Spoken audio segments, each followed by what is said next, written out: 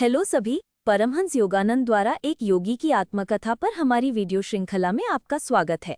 हम स्वामी योगानंद को उनके अविश्वसनीय आध्यात्मिक यात्रा पर फॉलो कर रहे हैं। अब अध्याय 26 में, जिसका शीर्षक है क्रिया योग का विज्ञान, हम योगानंद के आध्यात्मिक मार्ग के हृदय में गहराई से उतरते हैं। क्रिया योग का अभ्यास। ये अध्याय इस बात पर एक मास्टर क्लास की तरह है कि क्रिया योग इतना परिवर्तनकारी क्यों है। तो चलिए शुरू करते हैं।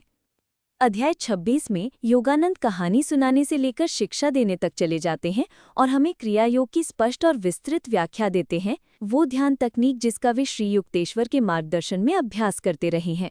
लाहिड़ी महाशय जैसे गुरुओं के वंश से गुजरे क्रिया योग को विज्ञान के रूप में वर्णित किया गया है, क्योंकि यह आध्यात्मिक जागृति के लिए एक सटीक व्यवस्थित तरीका है। योगानंद बताते हैं कि इसमें विशिष्ट श्वास तकनीक और ध्यान अभ्यास शामिल है, जो आपको अपनी जीवन शक्ति को नियंत्रित करने और अपने मन को अंदर की ओर केंद्रित करने में मदद करते हैं, जिससे ईश्वर का प्रत्यक्ष अनुभव होता है। इस अध्याय के बारे में सबसे अच्छी बात यह है कि योगानंद इसे कैसे समझाते हैं। वे कहते हैं कि क्रिया योग बेचैन मन और शरीर को शांत करके आध्यात्मिक विकास को गति देता है, जिससे आप अपने भीतर के दिव्य से जुड़ सकते हैं। कुछ प्रथाओं की तरह, जिनके परिणाम दिखने में वर्षों लग जाते हैं, क्रिया योग को अपेक्षाकृत शीघ्रता से ठोस प्रगति लाने के लिए डिजाइन किया गया है। गहरी शांति, स्पष्टता और यहाँ तक कि ब्रह्मांडीय चेतना की झलक, जैसे कि अध्याय 14 में मुकुंद के अनुभव। योगानंद इस बात पर जोर देते हैं कि ये कोई जादू नहीं है, ये एक सार्वभौमिक तकनीक है जो इसे ईमानदारी से अभ्यास करने वाले किसी भी व्यक्ति के लिए काम करती है, चाहे उनका धर्म या पृष्ठभूमि कुछ भी हो।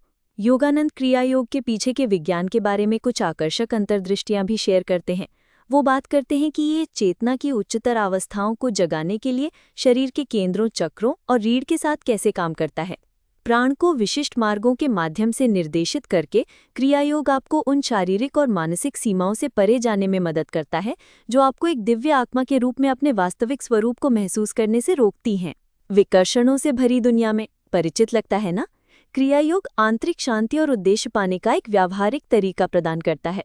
योगानंद अपने गुरु श्री युक्तेश्वर और लाहिड़ी महाशय और बाबाजी की वंशावली को इस पवित्र अभ्यास को संरक्षित करने का श्रेय देते हैं, जो वे अब दुनिया के साथ शेयर कर रहे हैं। ये अध्याय मुकुंद की व्यक्तिगत यात्रा और क्रिया योग को वैश्विक स्तर पर फैलाने के उनके भविष्य के मिशन के बीच एक पुल की तरह लगता है। अध्याय 26 के लिए बस इतना ही। क्रिया योग के विज्ञान में योगानंद के गहन गोते के बारे में आपको क्या लगा?